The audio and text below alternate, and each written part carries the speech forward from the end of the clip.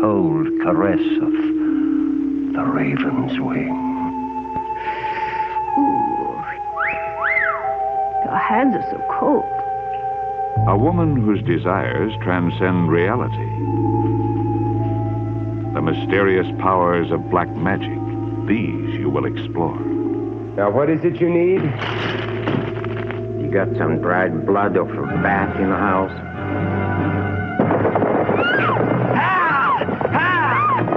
The raven will take you careening through the darkest of dangers.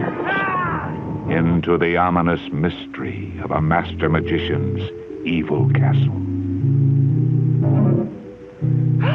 Afraid, my dear? I offer you a choice. The secret of your hand manipulations, or this against this. Well, don't just stand there. Do something.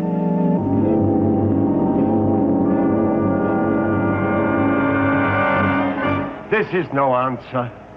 Very well, then. Adieu to the death.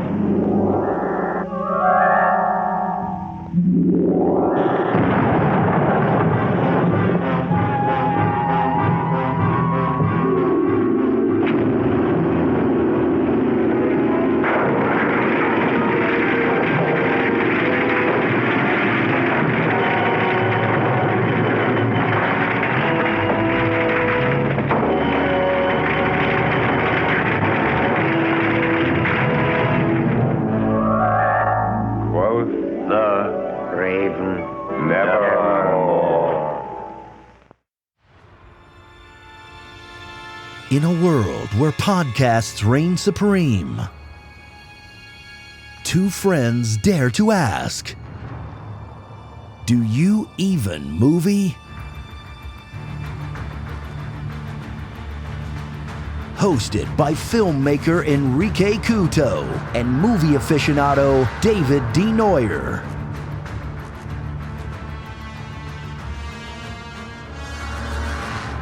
Spoiler alert.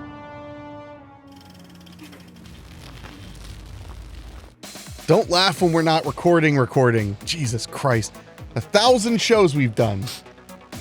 At least, I mean, this is my penalty, my punishment for not believing in the Lord Jesus Christ. That makes sense. I have to do this podcast with you. Hello, everybody, and welcome back to Do You Even Movie?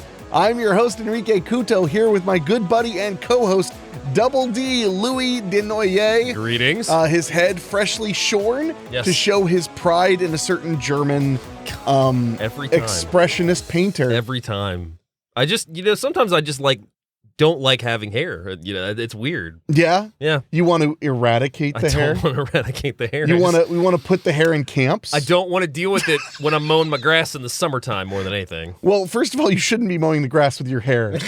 I mean, that's just weird, but a hell of a flex. I mean, I'm not going to pretend that I'm not impressed. There is a lawnmower man joke in there somewhere. I have questions. Jesus. Dave and I may not have had a very good couple of days. So, or at least I haven't, but I'm oddly humorous today, which is perfect. Perfect. Considering the film we're going to be wrapping up Roger Corman Appreciation Month with. Yes. Which is The Raven. From 1963. Yeah. So, and one of the few of the Poe era that was played for laughs. Mm-hmm. Many of Corman's films were played for laughs over the course of his career. Yeah. He was not afraid to do comedy. Yeah, no, absolutely. Bucket of Blood comes to mind immediately. Little Shop of Horrors. He learned very early in his directing career making horror films that a little humor would make people want to come back for more. And but then very little humor in Frankenstein Unbound. Very little indeed. But still a great fucking movie. Oh yeah, no, it's phenomenal. And I mean, I like all of his Poe movies. It was actually it was very difficult to choose which Poe movie to cover as the fourth and final film in the Roger Corman Appreciation Month. So that's why I pulled my trump card and just said, "You pick. I don't care." Me pick. Yes. And then I walked away. Well, I think I don't know if we told the listeners or not how we came across Roger Corman Month was we had been on the set of the movie that we had just finished shooting recently, and that's when we found out the unfortunate news that he had passed. Yeah. We were literally on set, filming a low budget movie. when we found out that the king of low-budget movies had passed away. And we had already been talking about, because we knew that we knew the month was coming to an end, and we had to figure out if we were going to do a theme month or just throw in more hodgepodge. So then that's when Henrique was like, we should totally do a Roger Corman month. And it was just like light bulb moment. It's like, hell yes, we should. Absolutely. So then, I mean, we could do a Roger Corman year. we could do a show. There's so many. I'm sure there are podcasts already out there dedicated solely to trying to watch all of the works Corman of and Roger Company. Corman. Is that what's called? I mean, that's what I would call it. Oh, okay. Well, gee, well, you're pitching new podcasts right now. I mean, gosh, you're okay. I mean, you're the guy who's like, I'm tired. I work too much. You know? I didn't say. All right, new podcast. I didn't say I'd be a part of the launch podcast. I just pitched the podcast. All right, we'll launch it next week. Perfect. So 2 podcasts a week from here on Can't wait out. to watch all Boom, boom, boom. 443 movies on his IMDb resume. I bet I could find all but 2. I bet you could, actually, yeah. Well, some of them, like Cobra Gator, might finally get released. Yeah. They're screening it for the first time ever. I saw that, at the drive-in out in Indiana. And there's a couple other ones. Water Wars, I have a screener copy of. I mean, and when I say a screener, I mean it's a copy of a screener copy. Wow. Like it says for screening purposes only on it. There's also, I have a copy of Cry of the Winged Serpent. Which I've heard is... it's a Jim Wynorski. It was I heard... Isn't that, I can't remember if that was the one that... Did Sci-Fi premiere that? No, it's never been released premiered in at all. America. Okay, that's right. Yeah. It's okay. been released in some foreign territories, That's what I'm thinking of. but never came out in the old U.S. of A. This is true. So, but before we get to all that, I do want to mention at the top of the show instead of the end of the show that we do like to get your emails. And if you email us, we will answer you on the program. Yes, we will. So send us an email at doyouevenmoviepod@gmail.com with any of your movie critiques, analysis, thoughts, suggestions, or the like. Or the like, indeed. And you can go to doyouevenmovie.com for everything else you could ever hope to need. So, but I don't know. Beyond that, the only thing I have to mention before we dive into the Raven is the first time I got exposed to Poe, because I'm a massive Poe fan. You are, yeah. And well, I've started on my podcast Weekly Spooky. I've started occasionally when there's a day open, I just read Poe. And there's so much out there. There's quite a bit. Yeah. He didn't write a ton of novels. He wrote mostly short stories and poetry. Poems. Poems. Poems. Do you remember the first piece of Poe you read? Yeah, I do actually. So it was at my elementary school library. They had it was like a pretty decent hardback sized book sized hardback book. Excuse me. We're already there. And it had a cover that had like 2 guys digging on it. And I remember just immediately like seeing it, just being like, okay, that looks interesting. And then I took it home, and my mom was like, oh my God, you got a Poe book. And it had like The Gold Bug, Telltale Heart, and the first one that I ever read, which was The Cask of Amontillado. Your first was The Cask of Amontillado, huh? Now, given I'm sure it was not 100% unabridged, because I don't know if they had adapted some of it, because I remember I was young when I read this, so I don't think, having read Amontillado recently, I don't know if all the verbiage was there. I bet it was, because as an adult, you really have to think to really understand how cruel The Cask of Amontillado is. Yeah. As a kid, it's just the cruelty of bricking him up. Yeah. But as an adult, when you realize that it's all about like making fun of ego and all this stuff, and how like he's constantly like, because my favorite part about that story is the drunkard that he is going to wall up and kill. Yeah. Spoiler alert, it came out in the 1800s. if you... Well, I never. Somebody just slams their phone on the concrete in the middle of their day job. Everyone turns over and goes, oh, they spoiled Poe again, huh? It's like, yeah. It's like, all right, well, take your lunch break at T-Mobile. But like along that journey to bricking him up, the entire time, if he just didn't fall for one of the baited comments, follow him, which are entirely his ego, though. Yeah, he's like, oh no. I mean, I'm sure this other guy would appreciate the Amontillado very much and be able to tell me if it's legitimate. And he's like, well, I mean, there's nobody better at understanding Amontillado than me. It's like every time he says like, but you should really turn back, go home. Oh yeah, it's not important tonight. He's like, no, I love that, and and the reason I'm talking about that specifically is because that's a good example of something that I do think it takes a lot of Poe reading to get into, which is the humor in Edgar Allan Poe's work. He's got a lot of it. He can be very, very funny. Yeah. You know, when he's not just killing a cat or whatever. Yeah. But he can be very, very funny. And one of the examples is I read a story. I wish I could remember the name of it right off the top of my head, but I read a story of his on my podcast, and it was about this giant monster that this guy was describing to a friend. And he's like, I cannot tell you, it had pincers and 6 legs, and it was here to kill me and everything. And then at the end of the story, it's revealed that the guy when he sits out there, bugs get on the glass of his window. And he can't tell that they're close. He thinks they're far away. So he thinks these giant monsters are crawling up the hills toward his house because he's a drunk. Yeah, yeah. And that's the other thing that Poe loved to poke fun at. Ironically, he was a drunk. Big drunk. But he loved to poke fun at drunkards. Yeah. How drunkards would make horrible mistakes. And actually, one of my favorites of the Poe dark humor is never bet the devil your head. That's a very less known Poe story, but I just recently learned about it and I read it, and it's literally about these 2 young kids. They're probably like, one's like 8 years old and one's like 14. The main character's 14, and this 8-year-old is just a little shit. And Poe's perspective is like, I've hated him since he was born, but I've always tried to like be okay with him, but he's just a wretch. Yeah. And the kid just always says, I bet the devil my head I can do this. I bet the devil my head I can do this. I bet the devil my head I can do this. And then eventually they're at this covered bridge and he goes, I bet the devil I could jump my head that I could jump this, whatever. And this voice from the shadows just says like, I'll take that bet. Oh God. And he's like, okay. And he jumps up and he doesn't clear it. His foot catches. And then you hear like a sound and he falls to the ground and his friend runs up to him and sees that his head's gone. And the mysterious figure just walks out of the shadows with his head, just leaves. As you do.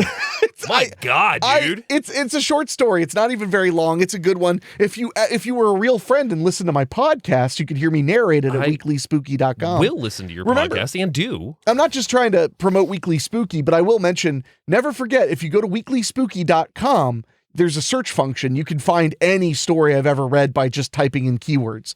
So if you go to weeklyspooky.com and type in Poe, you'll find every time I read Poe. Hell yeah. So, but anyway, that was my favorite, but I'll tell you my Poe experience. Yeah. I'm almost certain that my first exposure to Poe, other than when they did The Raven on The Simpsons, which I think was many people's first exposure. Nevermore. The reading of The Raven on The Simpsons is one of the finest moments in television. James Earl Jones. James Earl Jones. Yep. Thank you. Perched and sat and nothing more. So good. Well, the Raven is one of those like I've narrated it twice now. I did one in the recording studio, all perfect, and I did one just sitting in a cabin in the middle. I've published both of those. Because they're sitting in a coffin. Wow, that would be cool too. The acoustics are to die for. Oh my God. But I think it was The Telltale Heart, because I remember learning about it in school. And I remember, and I've told the story a million times on nearly every podcast I've ever been on. Yeah. But there was a book of Poe at my elementary school library, and I used to check it out on weekends and dig into it. And it's a big book, and I actually eventually found that exact one. It turns. I mean, I went to a poor school. It was just like 1991's Book of Poe. Yeah, it was cheap. It looks nice, but it's just this cheap thing. Yeah. So I bought this collected works of Poe, but I remember so specifically one night or one day, school letting out, and I went to school 3 blocks from my house. The elementary school was really close, so I'd walk home every day. And I remember running home with my Poe book in my backpack because it was going to start storming. And I remember getting home and just reading. And then my mom came home and I was like, I want to read my book. So my mom went out. I was probably, 10. My mom goes out for the night and leaves me with pizza money, which was my favorite thing about Friday nights. Was it was my night. I was home alone with pizza. Yep. So I just remember eating pizza and a storm outside and just reading Poe and having a fucking blast. Awesome. It was one of my favorite childhood memories. So yeah, Poe has been a big part of my imagination for a very long time. I really like ever since I've seen that meme come across that's pick an actor and have everybody else be a Muppet. I just want to see a collection of Poe stories done with Muppets, but I don't know the actor that should be with them. Oh, I mean, well, Chris Maloney. Chris Maloney could be good. Well, he already did that show with puppets, though. Yeah, he did. Was he the only human on that show? On Happy? I can't remember. I think he. Well, no. I think there was other characters because I think he. Yeah, I think he was one of a couple of human characters. What? I'm just disappointed. I haven't seen Happy in a long time, actually. Well, I never actually watched it. I just knew about it. It was fun. So anyway, yes, sir. Do we want to dive into the pertinent deets of 1963's The Raven? All right. So 1963's The Raven, 1 hour and 26 minutes, rated G. Our director of this film is Mr. Roger Corman himself. Once again, to just give a brief review on his directing history. Starts in 1955 with Five Guns West, Does Apache Woman in 55, Day of the World Ended in 55, Attack of the Crab Monsters in 57, The Undead in 57, Rock All Night, Machine Gun Kelly, The Wasp Woman, A Bucket of Blood, does The House of Usher, which is the first of the Poe series, in 1960, then Little Shop of Horrors in 1960, The Pit and the Pendulum, Premature Burial in 62, The Intruder in 62, Tales of Terror in 62, Tower of London in 62, The Raven in 63, The Terror in 63, which we'll get into more, I'm sure. Oh, The Terror. X, the man with X-ray eyes in 63, Haunted Palace, Mask of the Red Death, Tomb of Lygia, The Wild Angels, St. Valentine's Day Massacre in 67, The Trip in 67, Bloody Mama in 1970, Battle Beyond the Stars, uncredited in 1980, and then capping off with Frankenstein Undead, last week's episode in 1990. Frankenstein's Unbound. Undead. Yeah, Frankenstein's Undead. Wow. Frankenstein Unbound. You're not yourself when you're hungry. You want a Snickers? I am actually really hungry, though. Oh, you would be. Yeah, hungry for violence. Oh, we'll get there. So, well, maybe afterward, maybe after the show, we'll conjure up some cheeseburgers. Oh, man, you read my mind. Writer of the story, as we already said, is Edgar Allan Poe. Now, there, of course, could be a history of his works here. I was curious in regards to him, how early it goes back into films and, like, plays. Now, given his plays start in, like, 1919, I didn't write any of those down, but film-wise, 1932 is an adaptation of Murders in the Rue Morgue. The Black Cat also gets an adaptation in 34. The Raven in 35. Phantom of the Rue Morgue in 54. House of Usher in 60. Telltale Heart in 60. Pit and the Pendulum 61. Premature Burial 62. Tales of Terror 62. The Raven 63. Haunted Palace after that in 63. Mask of the Red Death in 64. Tomb of Lygia in 64. Witchfinder General in 68. Then we also go into the Oblong Box in 69. An Evening with Edgar Allan Poe, which is the famous Vincent Price special in 1970. Yes. Well, and it's important to mention the reason that Poe is so everywhere is that his work went public domain right as television and film was born. Yeah. So talk about like a fertile, ground to pick from. Plus, people were like, it's either this guy or the racist Lovecraft. So basically, yeah. And they were like, we love that racist Lovecraft, but he's not that scary. Apparently, I've never seen it, but Junk Food Cinema did a podcast or did an episode recently of Corman's going through like their top 10 favorites. I want to say it was, and they said both of them said the Dunwich Horror is one of like Lovecraft's like best adaptations. The Dunwich Horror, I have not seen it, but I've heard it's great. I've not seen it either, so I think we need to dive into that one. Oh, well, I mean, I'm ready and raring. Okay. Murders in the Rue Morgue in 71, The Black Cat in 81, Murders in the Rue Morgue in 86, The Black Cat in 89, House of Usher in 89, The Mask of the Red Death in 89. You know what we're getting into. Uh-oh. The later pose that they did, who was it? I can't remember, but like we watched the one of Mask of the Red Death. Because one had Frank Stallone. Yeah. And, yeah. Two Evil Eyes in 1990. The Haunting of Morella in 1990. The Jim Wynorski classic. Haunting Fear in 1990. That was loosely based on, why am I drawing a blank? What was that loosely based on? It would have been, not Telltale Heart. No, Premature Burial. Premature Burial. Yeah, it was based on Premature Burial. And then Pit and the Pendulum in 91. That's where I stopped off at, because that was like the last one basically for 10 years after that. Well, and by the way, Fred Olen Ray's adaptation of Premature Burial is one of my favorites. Yeah. Haunting Fear. Yeah. Haunting Fear is Haunting fantastic. Fear, and one of Brink Stevens' finest performances as well. And just got a very nice looking Blu-ray if you want to pick it up. Yeah, it's gorgeous looking. It really is. Moving on down to our other writer, we have Mr. Richard Matheson. Once again, another writer who is known very well throughout the horror and sci-fi industry. So he writes I Am Legend in 54. Last Man on Earth is adapted in 64. The Omega Man 71. I Am Omega in 2007, followed by I Am Legend in 2007. All based on the same story he Same wrote. story. The Incredible Shrinking Man is based off of his book, The Shrinking Man in 56, and then, of course, The Incredible Shrinking Woman in 81. He writes Stir of Echoes in 1958. 1999, they adapt the film that I showed you recently.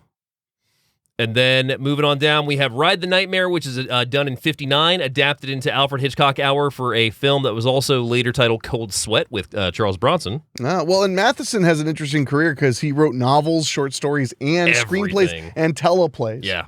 Then we have The Beardless Warriors, which is adapted in The Young Warriors in 67, Comedy of Terrors in 64, Hell House in 71, he writes. Then it's adapted into The Legend of Hell House in 73. Bid Time Return in 1975 is adapted into Somewhere in Time in 1980. You've seen that one, right? What was it called? Somewhere in Time with... I have not seen that one. Oh, Superman. Why can't I think of his name? Christopher Reeve? Christopher Reeve, yeah. I have not seen that one. It's a really good movie. What Dreams May Come is written in 78, then adapted into What Dreams May Come in 98. Twilight Zone, Night Gallery, Kolchak the Night Stalker. He writes for all these series. So then going into his actual screenplays on IMDb, House of Usher in 60, Master of the World 61, Pit and the Pendulum 61, Night of the Eagle, a.k.a. Burn Witch Burn in 62, Tales of Terror in 62, The Raven 63, Comedy of Terror 63, Die Die My Darling in 65, The Devil Rides Out in 68, Desaad in 69, The Night Stalker film in 72, The Night Strangler in 73, Trilogy of Terror in 75. Yeah, did he write all of them? All of them. Okay, I thought he did. Yeah, Dead of Night, which had the story, is it Bobby? Or what's the kid's name that we watched Trilogy of Terror 2? Oh, I'd have to think, but I know that was a short story of his that was very, very scary. Because they do that in 77 of Dead of Night. Somewhere in Time in 1980, he writes for Jaws 3 in 1983, even though it is widely known that he hated what that movie turned into. He was the only one, though. Yeah. Everybody else, deeply proud of Jaws 3D. Writes for Amazing Stories in 86. Loose Cannons, the film with Dan Aykroyd and Gene Hackman in 1990. Whoa. Yeah. I want to watch that film. It's in my watch list. I want to as well. Wait. Just hold on. Yeah. Dan Aykroyd and Gene Hackman. Yes. That is that I love. You know, sometimes I look back at old Hollywood, not like old Hollywood, but 1960s, 70s, 80s. I really think they had a dartboard. They were like, all right, Dan Aykroyd will be with. Directed by Bob Clark. An unconventional cop who doesn't take any bull is paired up with an amazing detective to capture some powerful criminals, but the cop soon realizes that his by-the-book partner has split personality disorder. So Hackman has a split person. I'm just kidding. Yeah, directed by Bob Clark, writer Richard Matheson, Gene Hackman, Dan Aykroyd, Dom DeLuise, Ronnie Cox, Robert Prosky. So is that readily available? Can we watch that? We have to rent it on Prime for $4. Psh, I'm in. All right. But yeah, Loose Cannons in 1990 and then caps it off with a Trilogy of Terror in 96. Trilogy of Terror 2 in 96. Okay. Which we just revisited recently and cannot recommend Super enough. underrated. Has a really good rat story in it that's really creepy. Well, that's based on a Bram Stoker story, I believe. I think they actually did a film adaptation of that entire story in the 90s, I want to say. Because there was that time, because like I told you about Russell McKay-He's The Mummy. Bram Stoker's The Mummy was a movie that also went to video. So what you're saying is you think in the 90s there was an adaptation of Burial of the Rats? Yes. Like in 1995, directed by Dan Golden and produced by Roger Corman, made in Romania, I believe. That makes sense. Might be in my list of films I was going to recommend later on. All right. People don't know. We'll save that then.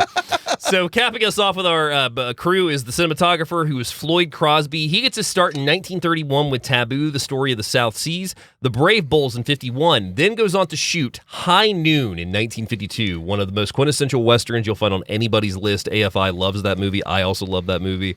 So then he goes from that to do From Here to Eternity in 53, The Steel Lady, The Monster from the Ocean Floor in 1954, Fast and the Furious in 54, Five Guns West 55, Naked Street 55, The Apache Woman 55, Attack of the Crab Monsters, Rock All Night, Ride Out for Revenge, Machine Gun Kelly, The Crybaby Killer in 58, The Screaming Skull in 58, Miracle of the Hills. Screaming Skull. That is a classic of public domain. I first saw Screaming Skull on Dr. Creep's show. Mom told me a story about Dr. Creep hosting it, and like it's scaring the shit out of her. But he also hosted it in the run when I was a kid. Yeah. On cable access. Yeah. So I remember him showing it as well. So he does The House of Usher in 1960, Pit and the Pendulum 61, Hand of Death 62, Premature Burial 62, Tales of Terror 62, The Raven 63, The Young Racer 63, Black Zoo 63, The Haunted Palace in 63, Comedy of Terrors in 63, Bikini Beach, Beach Blanket Bingo, Beach Ball in 65, and then ends his career with The Cool Ones in 67. Wow. I mean, shot a lot for Roger. An incredible amount for Roger. I'm guessing he must have passed away shortly after that. Yeah, he did, yeah. So moving on down to our IMDb synopsis, we have a magician who has been turned into a raven, turns to a former sorcerer for help. Wow. I mean, talk about, like, concise. Yeah. That's very concise. A magician grieving the loss of his wife is visited by a fellow magician who... Oh my God, I can't talk. Or maybe you can't write. Shut up. This is his synopsis, by the way. He didn't introduce it properly. My synopsis because he's drunk. Dave is drunk. I'm not by drunk. the way. I am so sober right now. Look how mad he is. My synopsis, a magician grieving the loss of his wife is visited by a fellow magician who's been turned into a raven by another sorcerer. Joining forces, the two magicians travel to the sorcerer's castle to change him back. That's pretty good. I mean, the original synopsis really is like it wastes no cuts to the chase. Yeah, I mean it's really because it really is. That's all the movie's about. It's like he meets the sorcerer that's as a raven and then helps him out, and that's how everything happens in the film. It just gets more convoluted from there. Convoluted is not the right word. No. It gets more complex.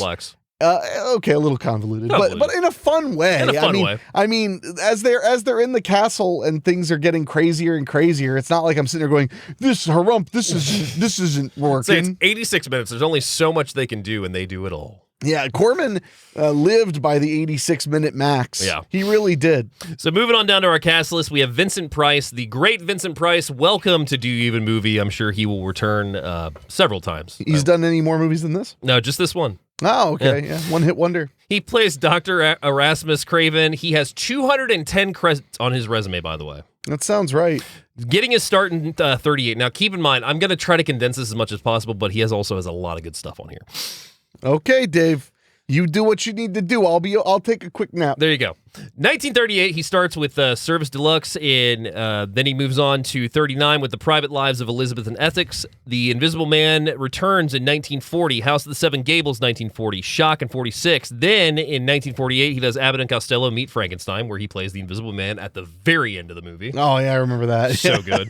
The Three Musketeers in 48. The Baron of Arizona in 50. My personal favorite and future episode on the show, House of Wax from 1953. Okay, so not the one where the house turns out to actually be made of wax. Not the one where the house is entirely wax, yes. Okay, I do love House of Wax. We could probably do a double feature of both those, to be honest.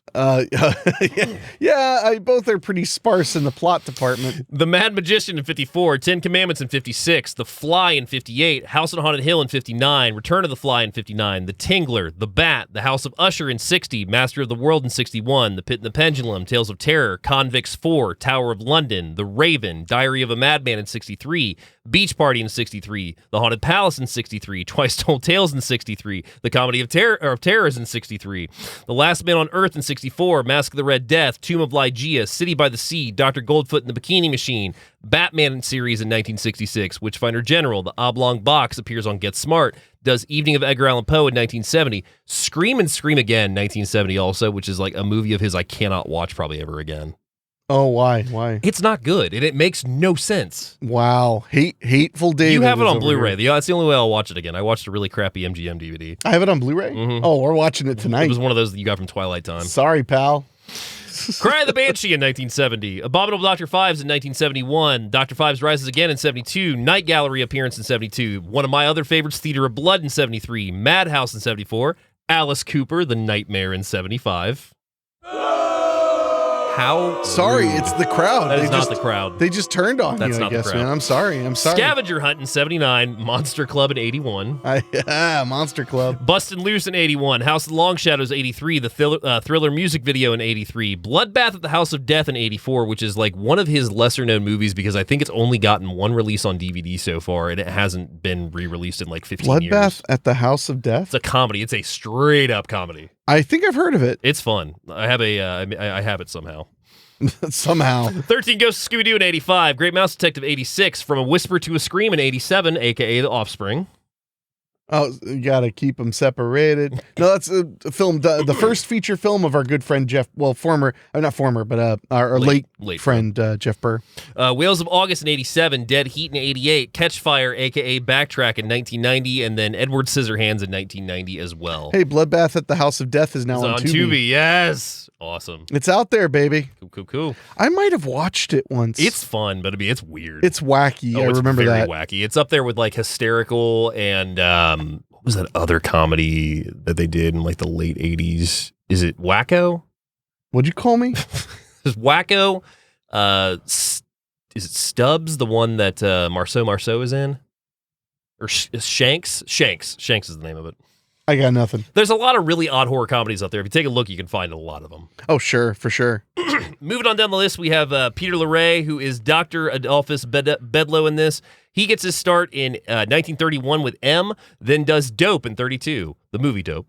The Man Who Knew Too Much in 34, Mad Love 35, The Crack Up in 1936, Think Fast, Mr. Motto. Then from 37 to 1939, he does, I think it's like 6 or 7 Mr. Motto movies. Okay, yeah. Then he does Strange Cargo in 1940, The Face Behind the Mask in 41, The Maltese Falcon in 41, The Invisible Agent 42, Casablanca 42, Arsenic and Old Lace 44, Hotel Berlin, The Verdict, Quicksand, Beat the Devil, 20,000 Leagues Under the Sea in 54, Around the World in 80 Days in 56. I love Arsenic and Old Lace, by the way. It's a fun one. You know, I dated a girl who starred in Arsenic and Old Lace on the theater. Yeah. And it was the first time I'd seen it.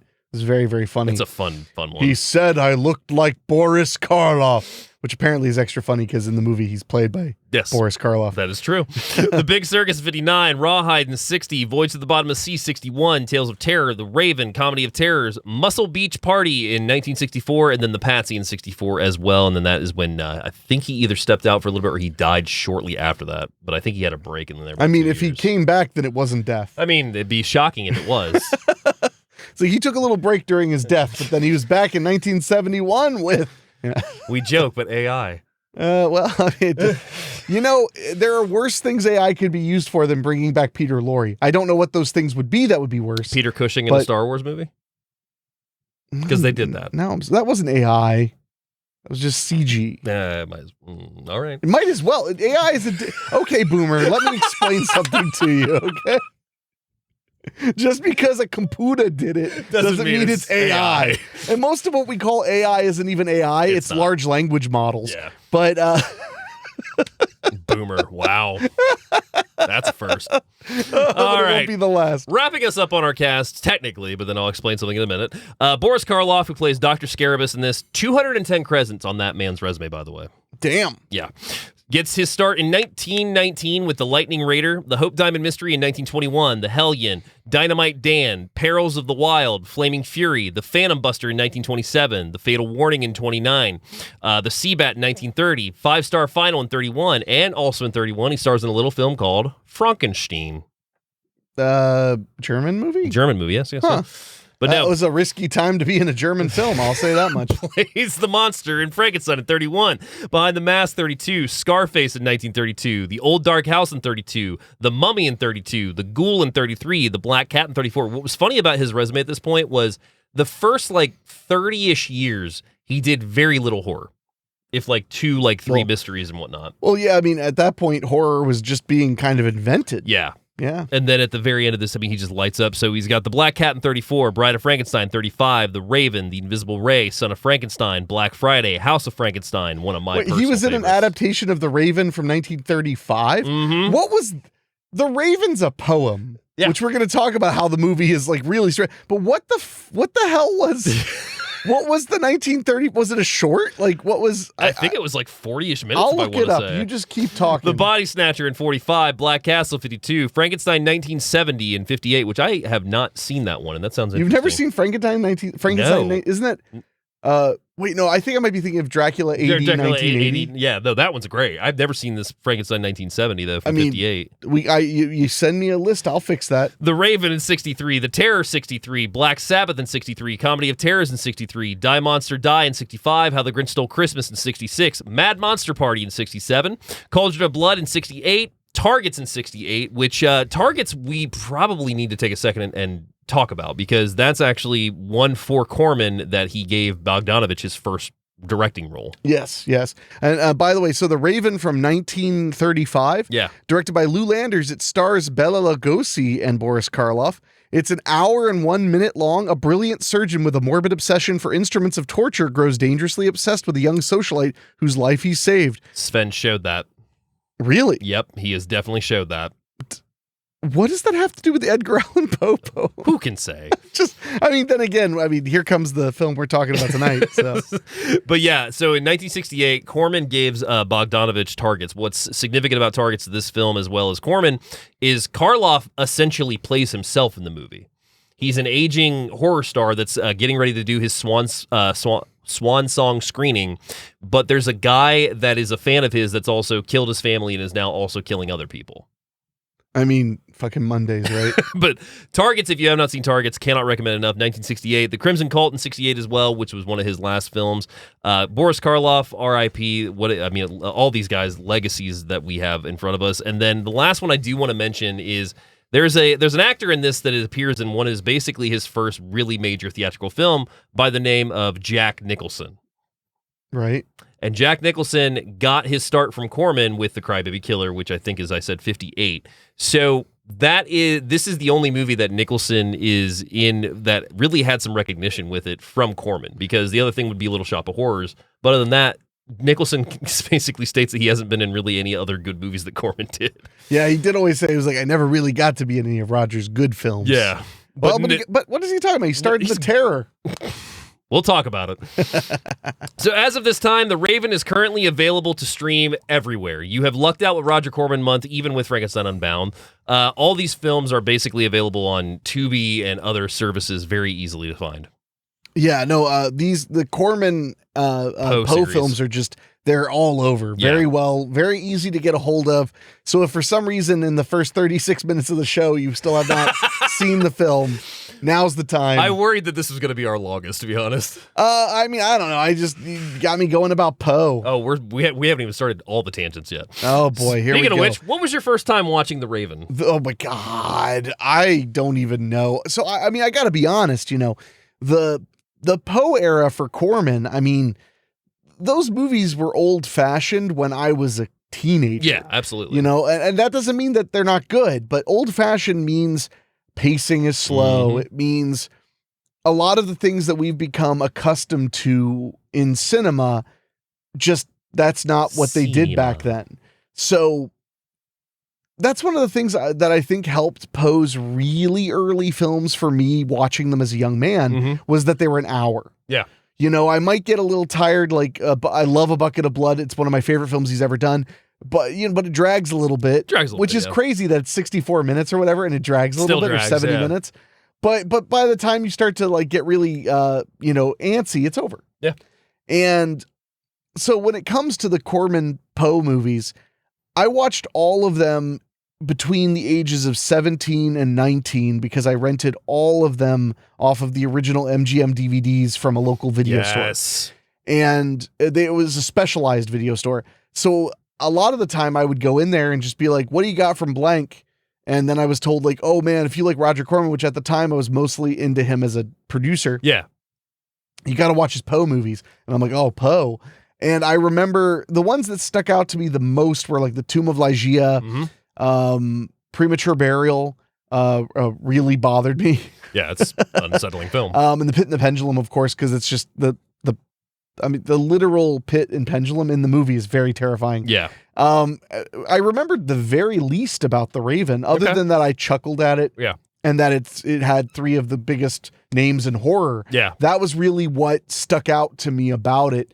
But yeah, I wish I had a cool story about it, but I was really just like diving in. Yeah. And I watched them all and they all blend together a little bit. And I know Corman was afraid of that, but then again, he never thought some loser in Ohio was going to binge watch all of them in like one weekend. That's fair. He thought best case you'd watch them all like within 3 weeks of each other in the theater. So, but what about you, Dave? So my first experience with this was MGM had released the double feature disc, which were a big deal back in like, I want to say like 2005, 2004. I think it was like 03 or 02. Yeah. That was a big deal because they put like Dr. Phibes Rises Again and Dr. Phibes on the same set. They had, Cry the Banshee and the Dunwich Horror. They had Madhouse and another Vincent Price one that's in my mind right now. So my uncle sent me a lot of those burned for one Halloween, and one of which was The Raven.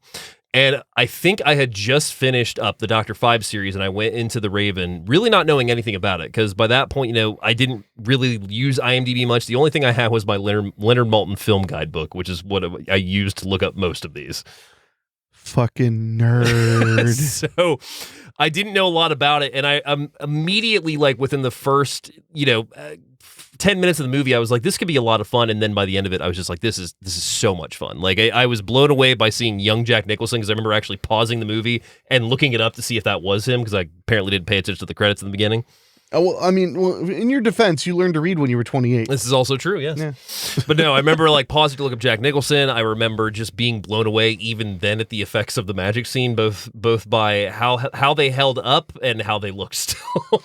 Yeah, it's a double-edged sword. I mean, the magic scene's super fun, and some of it holds up very well, and some of it a little less. But honestly, only a few shots look terrible. Yeah, that's like true. The axe that they drew. That's like clearly an illustration. But yeah, no, I remember genuinely having a great time with this one. But it was one I really didn't go back to much until I think it was about 5 years ago. I think actually during quarantine, I decided to open up my Vincent Price box set, the old MGM DVD box set that had those in it. Wow. And I watched all of them, and remember the Raven singing with me pretty well. So I was pretty excited to choose this one for us to close out with. I would hope. Yeah. I mean, actually, one I like the least. Yeah, whatever, bro. This one fucking sucks. We'll do that one, bro. So you ready to get into The Raven? Of course. I thought we already were. Only 41 minutes. It's fine. So we open with the sound of some ticking, and it's accompanied by a voiceover by Vincent Price as he recites. Is it the first like 3 lines of The Raven? Or it's more than that. It's like the first few paragraphs of The Raven. And we see beautiful shots of a beach. We see a raven appear on a psychedelic background, which is also one of the things I always forget about, is that opening. The psychedelic background, they loved that so much in this. When we were watching it, the first thing I said was like, why did they love that so much? Yeah. They always had, it was like a paint thing. I don't know how to describe it. It was like a psychedelic paint swirl thing. And they just threw that on there because you know what? Like the film's in color. Yeah. May as well use all of them. We're going to throw an outline of a raven up, and then we're going to have shots of a beach, shots of a water, and we also see a really, I wouldn't say dilapidated, but it's not in great shape castle mansion. I mean, what castles are in great shape? That's though? fair. I mean, the whole point of castles, they're old and decrepit. Yes. And we see that he's also speaking about his recently lost wife, Lenore, like the poem, and we see a coffin as he does this, and then we cut to the desolate mansion, and inside we meet Dr. Erasmus Craven, who is working his magic, drawing the crow outline that we've just recently seen. You mean the Raven outline? Or Raven. I keep saying crow. Wow. Well, because you were born under a hot topic moon, baby. So, but yeah, he's working on the Raven outline that we see, and that's when a window blows open and it erases what he's drawing. So he goes over to close the window, headbutts his telescope on the way too. I like that little touch. Yeah, and he goes and shuts the window, walks back around his telescope, and he like gives it an eye, like you. And then he looks around the mansion. He's just looking for something. We don't know exactly what, and that's when he runs into his daughter Estelle, and she's like, Father, how are you? Like, you've been mourning a lot. And he explains, well, while she was just, a stepmother to you, my Lenore to me was great. Like, she was untouchable, and I greatly miss her. So Estelle decides to go ahead and leave him about his mourning, and she returns upstairs. So he goes back in, sits down at his desk with a nice glass of milk, and he begins to start writing or reading, but then there's a knock at his door. rapping, Rapping. as if somebody gently tapping, or Indeed. tapping as if someone gently rapping on At his chamber door. So he goes to his chamber door and opens it, and there's no one behind it. There's no one beside it. So then he closes the door, and then he hears a tapping at his window. So he goes over as to if his someone window. were rapping, rapping gently at his window. Window door. There you go. See, you're getting it. So he goes over to his window, he pulls back the curtain, and that's when he sees a raven. And a raven's just tapping against the glass, and he's delighted to see the raven, and he's just like, hey, do you want to come inside? So he opens the door and the raven, or the window, and the raven flies in. And he just starts questioning, who are you? What brought you here? Did my Lorre bring me here? And suddenly the raven goes, how the hell should I know? Yeah, well, he says, do you know if I'll ever be reunited or something with my lost Lorre? And he goes, how the hell should I know? What am I, a fortune teller? And that's the voice of Peter Lorre as we meet, we don't know it's him yet, but we meet Dr. Beldam. Yes. Are you going to say Lorre the whole... Is it Lorre? I've heard it both I've heard ways. Lorre, and then when we watched those extras, that's how Corman and Vincent Price said it. So, but they're probably wrong. That's fine. They only knew the man. So the bird complains that it's cold, and it also requests some wine. Craven offers him up some milk, and he's like, blah. And so he goes and gets him a little wine, and of course the bird has to perch on his shoulder to drink from it. Of course. And I got to say, the Raven... hella well trained. Yeah. Very, very impressive. The way the Raven, the acting, quote unquote, of the Raven. There may be some news about that in the trivia. Oh dear. Oh dear, indeed. It's like each Raven was good for about 3 shots before they had to break its neck and get another one. Just a pile of dead Just a ravens. pile of dead ravens. The Raven requests that he hold the cup up so he can take a perch out of it. So he perches him, and then he's like, okay, now that that's done, I need you to help return me to my original form. And Craven's like, oh, your original form said you must be under a spell. He's like, what happened? And the Raven says, I'll tell you more, but we've got to get some things and figure out this potion, which is bat's blood, chain links from the gallows bird, and dead man's hair. And Craven's like, well, we don't have those things here. He's like, but wait, my father may have them in his laboratory. And he's like, you don't know. And he's like, well, I haven't been down there in years.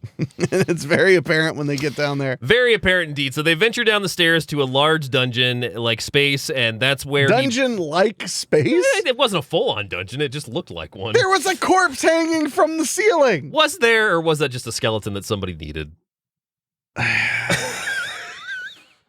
So he goes down to his dungeon, and that's when he begins to search the shelves. At first, he sees a giant spider, and Craven's like freaked out, and he's like, what's wrong? And he's like, oh, nothing. So then he picks up one box, blows off the dust, and he's like, well, this is this. And he's like, well, we don't need that. And he's like, what about entrails of a troubled horse? And he's like, well, we don't need those either.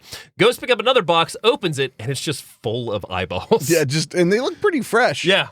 Yeah, just full of eyeballs. Full of eyeballs, and he's like, what's wrong? And he's like, I'd rather not tell you. So then he finds dead man's hair, and he's like, that's one of the main ingredients, so let's go ahead and get this started. So then the Raven watches as Craven puts the mixture together, and the Raven is served the mixture, and he bends down, starts drinking it, and that's when we meet Peter Lorre. Yes, and, most of him. As he points out, as he's all happy to be human again, he lifts up his arms. And their feathers. And their wings. Wings and then feathers. He starts crying. What have you done to me? It's so funny because he's like really crying too. It's very, very funny. So he forms himself and he's crying, and that's when he also explains that he was turned to a bird because he went and challenged Dr. Scarabus to a magic competition and lost. Yeah, and that Scarabus did it with hand motions. With hand motions only. Which suggests that he's a very powerful conjurer because the average conjurer needs spells and potions, but to be able to just wah and do something, that's a big deal. So they're walking over to his father's crypt at this point because Craven says, we've run out of dead hair. I can't make another batch, but dead man's hair, so we can go get some for my father. So they're going over to his crypt, and that's when he explains that Dr. Scarabus was hosting him for dinner. He got drunk. He decided to challenge him, and the next thing he knew, he turned him into a raven.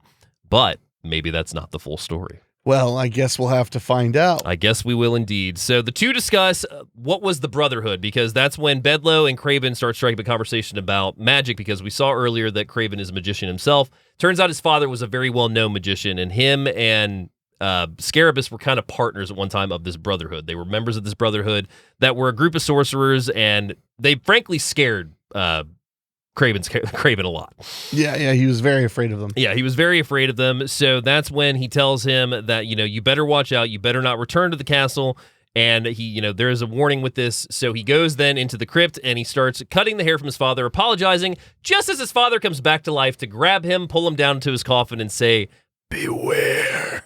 a pretty nice little scary scene too. Yeah, it was. No, very unsettling at first. So then Beldo and Craven go to leave, and that's when Bedloe reminds him to grab the hair, so he bends down, retrieves it, and that's when the echo warns again of beware. Back in his study, that Craven contemplates what his father could mean by beware, which I was like, really, dude? Like, he's telling you the story about returning to the castle. No, I mean, like, did he mean, like, beware, like, that ham in the fridge has gone bad, or did he mean beware, like...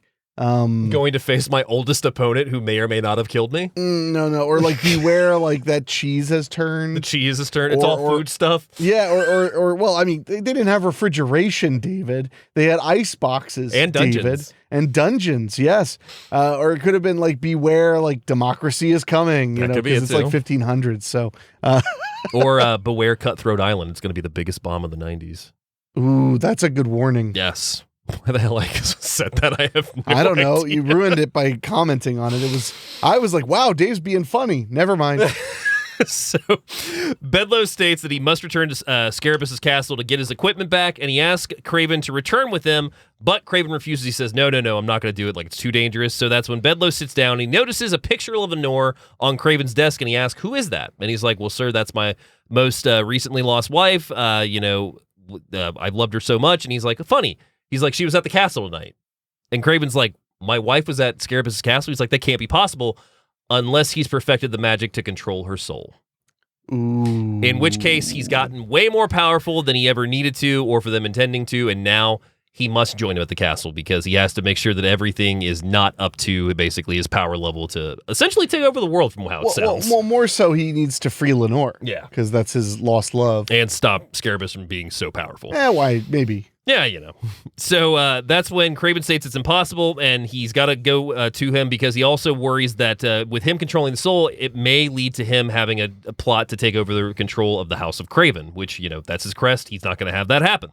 So he must go with Bedloe to prevent it, and that's when we see the two choosing robes in a very funny scene because Bedloe goes over to Craven, and he's like, oh, well, how about this black robe? And he's like, oh, no, I can't do black. And he's like, well, what about this red one? So then Bedloe puts on the red robe, and he goes to walk, but the robe's so long that Price steps on it and he trips. Actually, from the moment he put it on, Price's foot was standing just on it. Yeah. Yeah, and as he walks outside, he's like, it's a bit long. It's a bit long.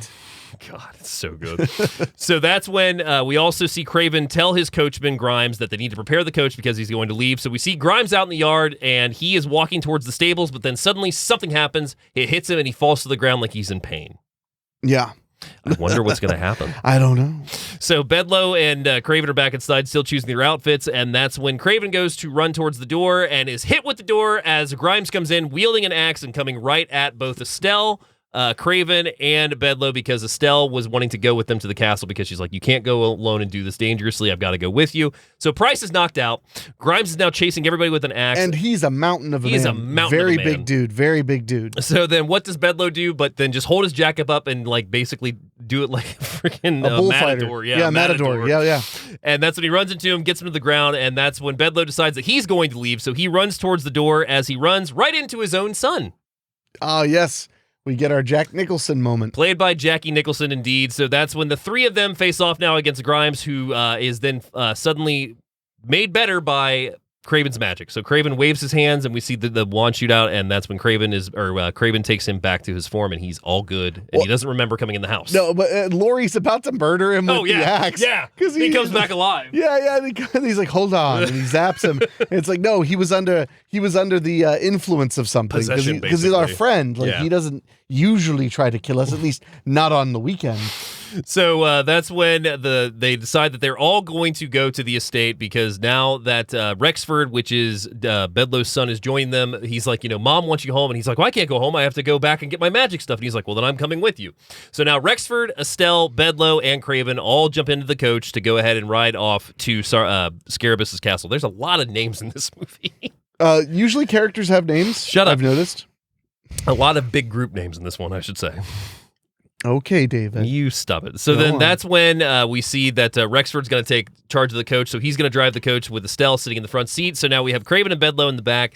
And Estelle is riding with, oh my God, I'm forgetting his name, Rexford. There's so many names I can't keep track of this right now.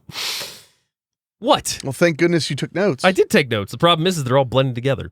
Uh-oh. I'm going to enlarge this.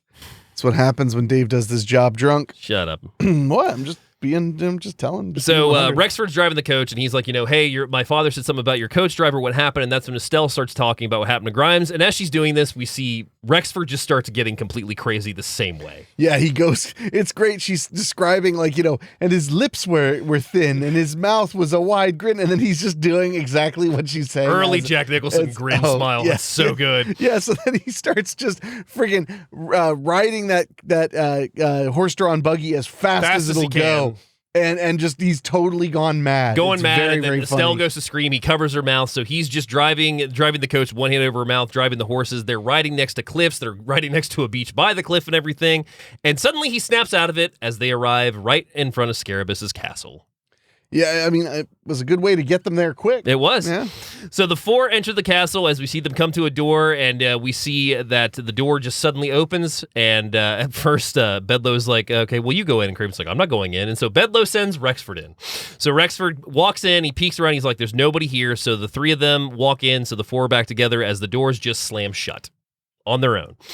And we see a grand hall, a fire pit. There's sculptures all down the way, and that's when Aramis decides to call to Dr. Scarabus because he's like, Bedloe's like, there's no one here. Let's go ahead and leave. And he's like, Dr. Scarabus. So he starts calling to him, and his voice just echoes through this castle. So this castle is huge. Yeah, it makes Price's character's castle look like nothing. And I think it's gargantuan. And I think one of the things we should point out with the set of this too is this was the end, towards the end of the Poe series. So all the sets they had from the previous films, they could use for this one. Yeah, they were saving them as they built them. Yes. So each movie had more and more sets. So this one has the most set pieces. The castle looks grand, and I mean, we'll get there more as we go into the story, but this really is a cool looking set, I would say. Oh yeah, and it's so massive because most of the film takes place in the common area of the front of the castle, and it's huge, just giant. So entering the hall, that's when they still call to Dr. Scarabus again, and Estelle says, that she's afraid, and suddenly we see Scarabus appear at the top of the steps, coming out of shadow. He goes, "Afraid, my dear? There's nothing to be afraid of." He introduces himself to Erasmus as he makes his way down the steps, commenting on what a great fan of his father he was and how good of friends they were. He asks who Estelle is. Then he's like, don't tell me. He's like, this must be your daughter. I can tell by her look. And he's like, and this isn't your son, speaking to Rexford. And that's when Bedloe goes, no, that's mine, peeking out from behind Craven. So he's hiding from Scarabus, and that's when Scarabus is questioned by Erasmus as to what brings you to my home. And Erasmus says, well, I've heard my wife is here. Like, is her soul here? Have you taken control of her wife? And Scarabus at first states that he would never, and he goes down, laying like a little bit near his fire pit, and he clutches his heart as he whisks some magic up, pulls a rope down, and summons a young woman that is mistaken for who we thought Lenore was, or who Lorre thought Lenore was. Yeah. Because it's a different woman. He's like, well, that's not my Lenore. He's like, I'm sorry for bothering you. And he's like, no. Why don't you all join me for dinner? As he completely just conjures up some food. Well, I mean, and not like I would with some pots and pans. Pans. He uses magic. And summons a full meal as they all sit down, and Bedloe brings up, hey, I didn't really want to talk about it. I'd hoped you forgot about turning me into a raven. He's like, well, I would have thought you would have too. And he's like, well, you did it. And he's like, well, you tried to kill me. So now he's changing stories on him. Yeah.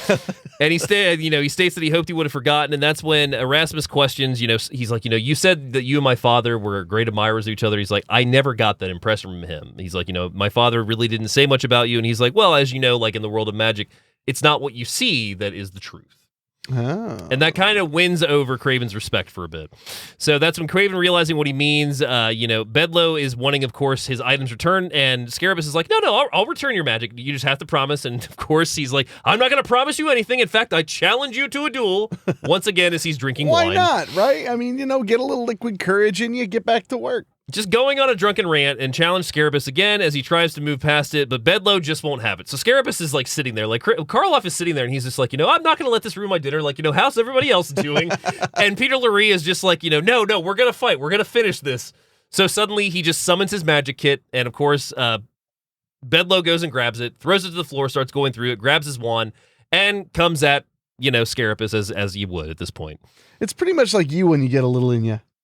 You get a little liquored up, you're ready to fight. I mean, there are those moments, yes. Yeah, I know. So that's when we see that Scarabus just fights off every single attack that Bedloe throws at him like it's nothing. And he ends it by his wand going limp, and that's when Bedloe goes, "You dirty old man," as he returns to the floor and summons another piece of equipment. And he takes out this statue that's like a globe, and we suddenly see that Scarabus is secretly using magic right in front of Estelle and Price because they can't see them, to make this globe like start having fire. It starts summoning a storm, and Peter Lorre thinks he's doing this the entire time. Yeah. And that's cut short, though, as the storm gets way too fierce, and suddenly lightning crashes through a window and turns Bedloe into just a puddle of red. But it's not the red we think it is, because as Craven approaches, he's like, "Oh, raspberry jam." Yeah, it's a pretty great fake out. It's a really good fake out. So that's when Scarabus, he's like, "Hey, I think your daughter has like seen too much tonight. If she's welcome to lay down for a bit." And that's when Craven's like, "No, we really should get on the way." And he's like, "Oh, with this storm, it's so fierce out. I insist, stay the night in my castle."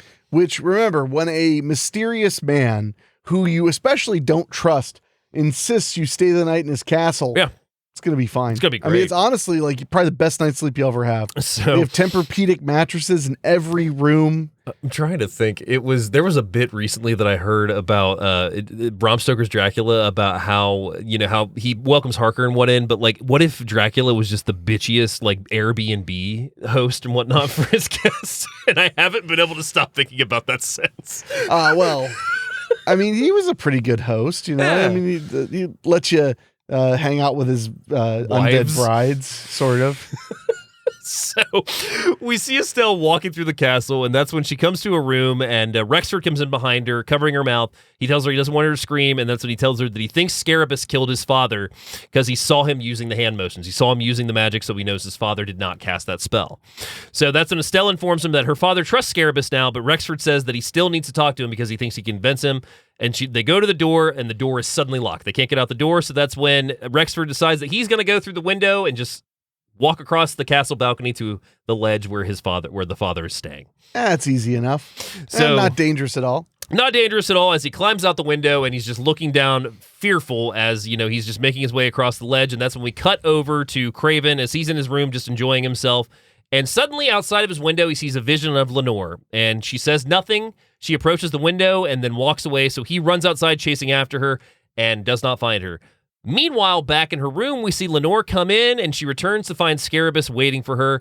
As they comment that, she comments, "The weather's so cold out there, I can't believe you made that storm so bad." And that's when Scarabus also explains that, you shouldn't have taken control of the coach like that. You almost killed him. And she's like, "Well, I didn't want you wanted him alive when he was here," revealing that Scarabus, Lenore are all in it together, and she's actually alive. Well, I mean, we suspected something was up. She faked her death to become Scarabus's mistress because she wants his money and his magic. Well, I mean, that's not really his mistress, is it? That's like his wife. It's his wife, but I mean, she says she wants nothing else. Like they don't like cuddle or anything like that, because he even like puts a hand on her, and she's like, "And nothing else." Well, homie, I know that you maybe haven't had these talks before. Would you stop? But a mistress is more focused on sex, than a wife. I know. But at the same time, whatever.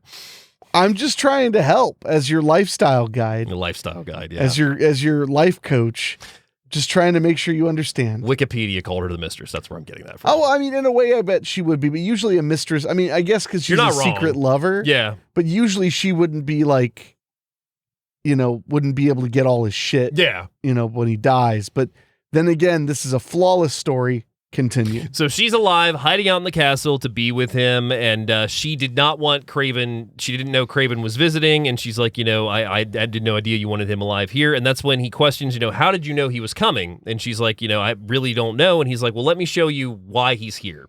And that's when they go into the room. And before we get there, though, Rexford and Estelle are making their way down the hall. They run into Bedloe, and he's like, or Rexford and Bedloe run into each other. And that's when he's like, you got to go save Estelle. When I go into the room, go run and get Estelle, because they're going to come in here and I'm going to distract them. So he runs into the room, and that's when we see that Scarabus and Lenore have returned to the room. And that's when they reveal that Bedloe is also in on it. And he was sent by Scarabus to bring Craven to the castle because he doesn't want Craven. He wants his magic. I mean, you mean his dick magic? His dick magic? My God. So that's when we see that Rexford has arrived. He's gotten Estelle out, and that's when they're running to go find Craven. They go into his room, and they tell him that, my dad's still alive, but Scarabus is here. He wants your magic, and he also wants Estelle. That's when we also find out that Scarabus is going to use Estelle to get to Craven's magic. That's the plan he has. So they start running out towards the door, and that's when we see that Rexford has gotten to Estelle. He's gotten Craven. They're all running out. And they go to the door as suddenly the door slams shut. They run into it. We see Craven's turned into stone. Estelle is in fear, and Rexford is just like stuck against the door. Yeah, and Craven turning to stone was kind of funny because he looked Chinese. He did look a little bit Chinese. Just the one that he froze solid. Yeah. He looked kind of Chinese. I don't know. So Estelle is in fear now, and she's also been captured by Scarabus, who also captures Bedloe because, he's like, well, what about the rest of my deal? And that's when we find out that he's not going to give him the rest of the deal because he uses magic, and now Bedloe is tied in ropes. What the hell? I thought that the saying was there's always honor amongst thieves. That's exactly the same. Yeah, that's the saying. What the hell? So that's when, we also are now into the dungeon with Estelle, Rexford, Bedloe, and Craven. They're all tied to stones, and they all are watching as Scarabus readies a red-hot fire poker, but it's not just quite right yet, even though it's already smoking as his one henchman takes it out. Well, you got to get it just right if you want to make the right point. Huh? Yeah? So he apologizes. Bedloe apologizes to Rexford and Erasmus for conspiring with Scarabus, and he says that he felt so special being in the world of the Brotherhood that he just kind of lost his way, and he's sorry that he betrayed his friends. And that's when Craven apologizes to himself for being so mournful and not living, which allowed Scarabus to get to the power that he has. So then Lenore breaks the silence as she applauds them and also mocks that Craven is alive, and he's still madly in love with her, and she's like, oh well, you still bore me, and also I'm with Scarabus now. Burn. Jerry. Scarabus appears, telling them that they are ready as we see Estelle is taken from her post that she's tied to and put into stocks. They untie Craven as well, and he is brought to the front of the cage, but not before Bedloe asks if he can be let go. So she's put in the stocks? Stocks. Not bonds? Not bonds, no. Not bonds, I mean, they're technically not bonds. mutual funds? But Bedloe requests that he be let go. He doesn't care what happens to the others, which this tickles Scarabus because he's like, really? Like, you don't care what happens to these people? And he's like, I don't see anybody else here. Just you and me having a conversation. I don't see nobody else here. So Scarabus, moved by his betrayal, decides to turn him back into a raven as he flies to the nearest window, and Bedloe flies away saying goodbye to everybody. And now we're getting close. So Scarabus then reveals that he wants the magic from Craven's hands, and the way he's going to get it is either he's going to hand over the magic or he's going to introduce this hot poker into Estelle's flesh. Yes. So that's when we see that Bedloe is secretly flown back in as the Raven. He goes to let Rexford out of his ropes. Rexford attacks Scarabus' henchman, knocking him to the side, allowing Aramis to be free. And that's when he knocks the magic out of his hand. The two of them have a magic duel for all about, a minute or so? The magic duel between... No, but before the duel to the death. Okay. Yeah. For like a minute or so. Yeah, for sure. And that's when we see that Scarabus weakens, and he's like, enough of this. There's only one way for us to decide this. We're going to have a magic duel to the death. And this is the height, like the absolute highlight of this film. It absolutely is. It is so much fun. They sit in chairs across from each other and begin taking turns casting deadly spells. We start on each other. We start with Craven's neck is wrapped by a snake. He turns the snake into a scarf, throws it back at Scarabus, who then turns it into a Chinese fan, which he fans himself with. We then see him turn the fan into knives that he starts hurling at Craven, and they continue going until he puts up blocks to get them. There's a cannon at one point. Statues turn into like beasts and start growling until Craven turns them into puppy dogs. No, there's floating around the room, levitating in his chair, getting stabbed by things, and then fake out it's not my body anymore. Yeah, I mean, it just goes and goes and goes and goes. We can't do it justice. It's so much fun. One of my favorites before we get to the fireballs is the one where he hits him with the spear. He goes up and like the spears turn to splinters, and then Scarabus gets hit with an egg because Craven's sitting on the chandelier above him. Oh, the spear wasn't turned to splinters. What was it? His body was dummy stuffed with sawdust. That makes sense. It was sawdust. Yeah. But I can see where you think that too. Yeah. But no, it went right through him. But then when he looks, it's all sawdust because he's a dummy. So he drops an egg on him. Then he drops the chandelier. He drops another egg after he looks up at it. I was like, I like that. Not only did he get up there, he got 2 eggs. He was like, got 2 eggs. Well, I mean, he only needed 2 eggs. You're going to go to the market again. You're just going to go to the market on Monday anyway, like you said. I just need 2 eggs. 2 eggs. I'm so happy right now with that reference. David. Just 2 eggs. Just 2 eggs. Don't be a silly Billy. Oh, I broke your phone and your eggs now. Well, I mean, it's really not my fault that your phone was on the edge of the sink. I was just trying to, your dog jumped up on me and I dropped the eggs and then the phone fell into the sink and I'm really sorry. Are you? He's sorry. Why are you being so harsh on him? He told you he's sorry. God, that movie's so unsettling. All right, do we want to stop talking funny games? One man funny games?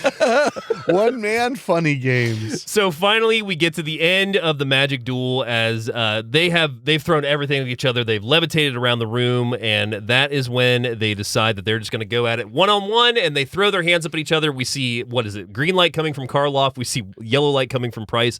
And they're just battling each other for about a solid 30 seconds when suddenly Scarabus weakens. That's when Craven takes control of the magic, completely hits him with it, and behind him, this whole time, they've been throwing fireballs and other things. The castle's starting to deteriorate now and basically blow up. Now, Karloff is basically throwing, like, magical Molotov cocktails. Yeah. He's throwing them, and Price is dodging them, and they're hitting the walls, and just the walls are catching on fire like crazy, which...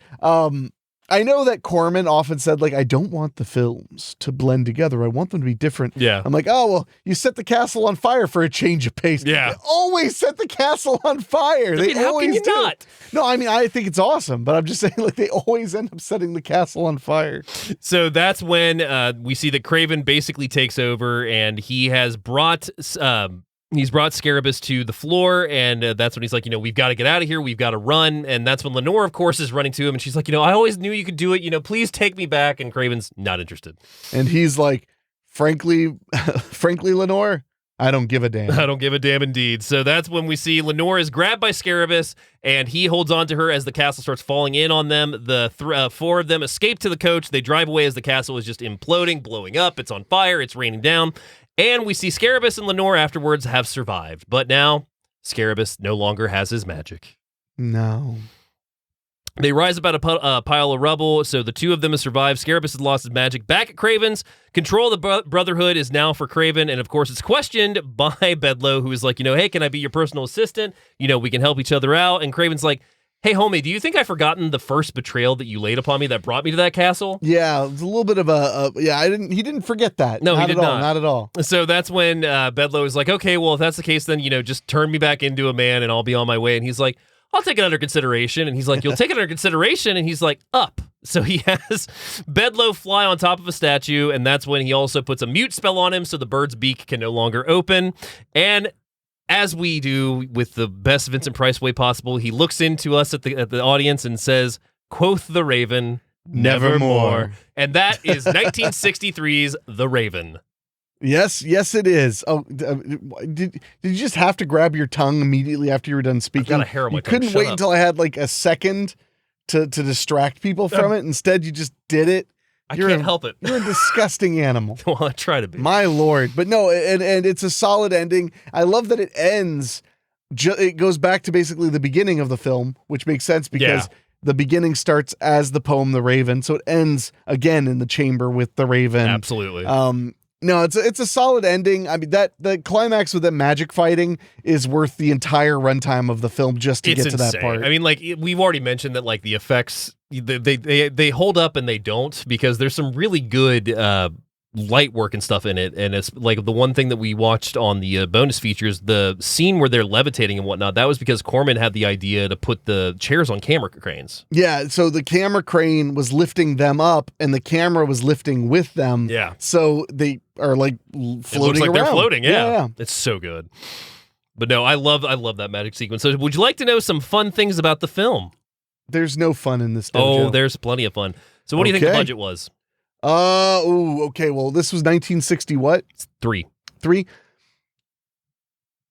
350,000. On the nose.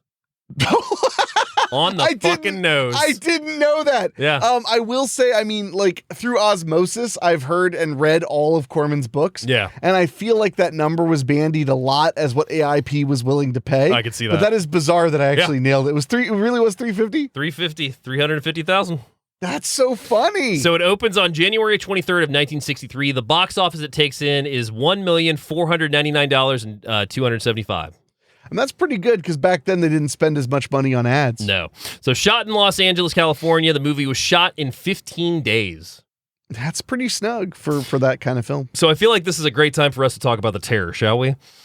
The terror of what? The terror of this of this movie, because it broke off and made another movie in Corman's way. Well, yeah, according to Corman, it rained, so he couldn't play tennis. Correct. And that was the beginning of a movie, a little film called The Terror. So go ahead, Dave. I'm curious. So The Terror is from 1963 as well, and essentially what happened with The Terror was Corman had the set for The Raven, and they had Karloff still, and they wanted to do another movie with him. So that's when what was it like? Was it a day that they wrote that screenplay of that? It was like a day or two. They didn't write a screenplay. Yeah. Corman had a writer just write 20 or 30 pages of just dialogue. Yeah.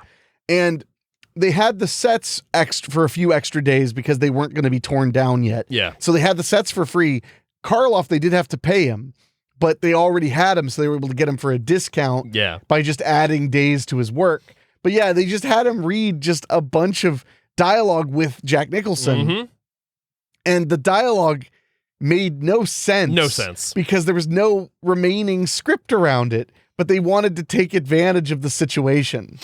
So that led to them making the film called The Terror, which is public domain. If you find any horror host that hasn't hosted The Terror, I'd be surprised at this point. I mean, I hosted it on Popcorn Fodder. Yeah. Well, and it's a great film to host because the trivia for it is bountiful. Insane.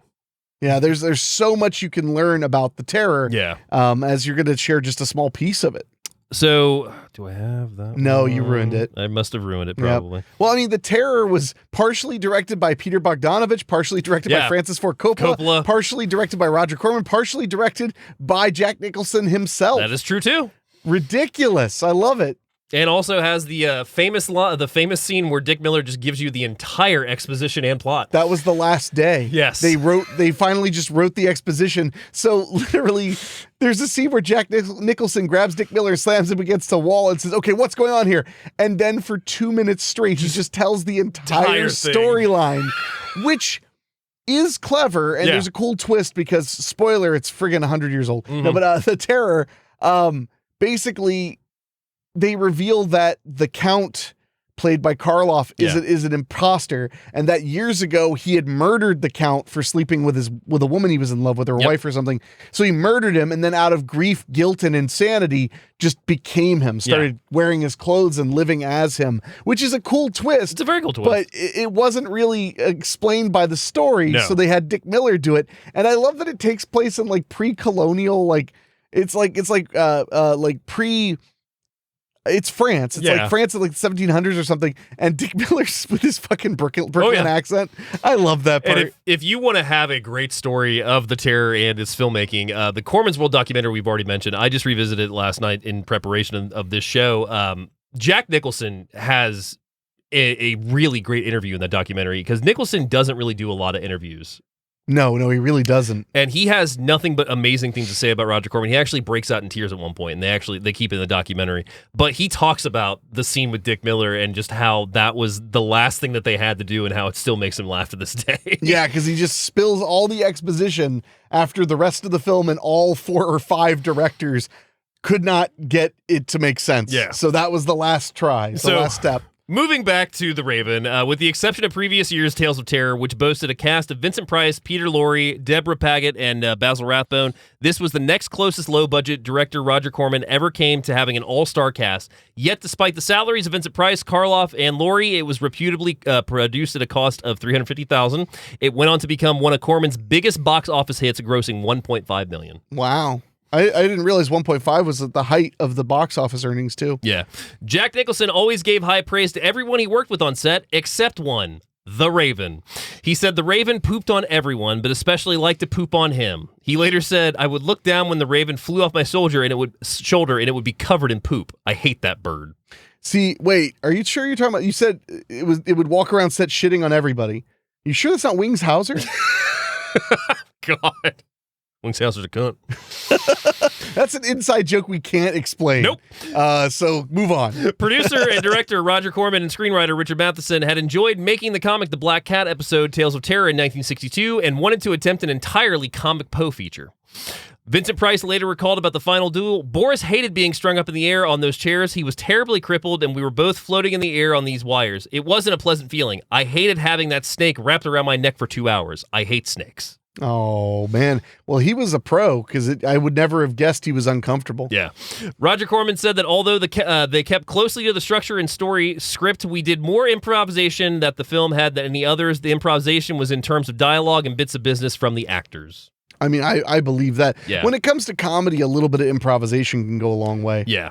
Hazel Court said in an interview years later that it irritated her when the film came out when critics focused on her breasts more than her acting. One Time magazine critic wrote, "The sexy, lusty redhead is played by English actress Miss Hazel Court, in whose cleavage you can sink the entire works of Edgar Allan Poe plus a bottle of his favorite booze into." Damn. They're not wrong. Both Boris Karlof and Hazel Court had previously starred in Frankenstein movie, Karloff playing Frankenstein's monster 3 times in Frankenstein in 31, Bride of Frankenstein and Son of Frankenstein, where Hazel Court would go on to play Elizabeth, the love interest in Victor Frankenstein, in the Hammer films, The Curse of Frankenstein. Oh, yeah. Matheson, who, of course, Richard Matheson was on set for most of it, he imagined Peter Lorre as the Raven while writing the script, so he already had him in mind. He wrote 20 to 30 pages while on vacation with his wife. I mean, when inspiration strikes. Found making a poem from a movie was ludicrous, so he turned it into a comedy. A movie from a poem. Oh, my bad. He never got to personally speak with Karloff, but he was very happy to watch him work, except the one thing he said was the scene when Karloff is introduced and comes down the stairs that his legs were in such bad shape, he was panicking the whole time that he was going to fall. Oof. Yeah. American International Pictures allowed Price and Matheson to form a friendship working with those two, with those Poe movies. They formed a really good friendship. He's known Price for a long time, and Price was known to be a big people pleaser on the set, as they said, with the visiting family members. So Price would entertain family members that were visiting from the set, the cast and whatnot. Well, I mean, he was a huge star. Yeah. So that is the facts that I have for The Raven. Would you like to give your final thoughts on The Raven? Yeah, sure. So the only reason I'm not going to give it an own it is because while it's a lot of fun and it's got the all-star cast, it isn't if it had the one piece that's missing is if it were a great representation of Poe. That doesn't mean the movie's not good, but it's not a great representation of Poe. It's kind of a parody almost. Yeah. They definitely took what very little they had and ran with it. So I loved it, but since it doesn't have that, for lack of a better term, that educational element of teaching you a lot about Poe's mythos and pathos and all that shit, since that's not there, I would call it a rent it if you love old movies. Yeah. And, if you find old movies cozy, this is a cozy one. Absolutely. I also gave it a rented as well. It's easily one of the most action-packed of the Poes, I would say. Oh, God, yeah. I mean, from the AIP years, this is one of the best. A great performance by all involved. And the chemistry between Price and Lorre is a lot of fun to watch. The comedy hits big for it, and the magic fight has no business being as fun as it is. It's super fun. It's so insane. No, you can tell they're having a blast doing it. Yeah, it's the most derailed from the original source material, but you can understand why this is one of Roger's favorites. So yeah, it's an absolute rent it for me as well. And as we always like to do, we like to wrap up with a couple recommendations on top of that. I've got two this week. First one being The Pit and the Pendulum from 1961.